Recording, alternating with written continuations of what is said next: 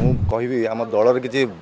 भड़ुआ अच्छा भाड़ुआ सस्मित पात्र जी की बिना कष्ट आसी जड़े नेता आम युव छात्र दल फोन कर पचारे से कहले मत इंस्ट्रक्शन थिला जिते बड़े आमर जी प्रिय नेता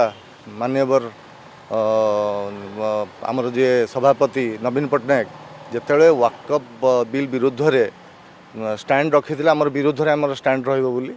कि तापर जाकि सस्मित पात्र जी की बिना कष्ट आसी जड़े नेता जहाँ जी कि नवीन पट्टनायक दयारू संसद ये नेता हेले दलर नेता हेले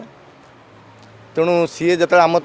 माने माने आम समस्त आश्चर्यचकित कले जो सी जाकि बीजेपी सपोर्ट जाकि भोटा देइचंती एवं आम युव छात्र दल फोन कर पचारे सी से कहले मत इंस्ट्रक्शन थिला इंस्ट्रक्शन किए ना मानस मंगराज तेणु मुझे कहली कि भाड़ुआ अच्छा जे कि बिना कष्ट आसिक दल दलटा को विपर्य माने दलालगिरी कर दलालगिरी करके बेपार को चलते मेन मुख्य उद्देश्य होची कि बीजेडी दल को ये नष्ट करेंगे जो मानकर जो नेता मानकर अवदान 24 वर्ष जो नेता मानकर भूमिका अच्छी दलटा को आज पर्यंत दल को सुदृढ़ करके 24 वर्ष सरकार बसैले तांकर अवदान माने तांकर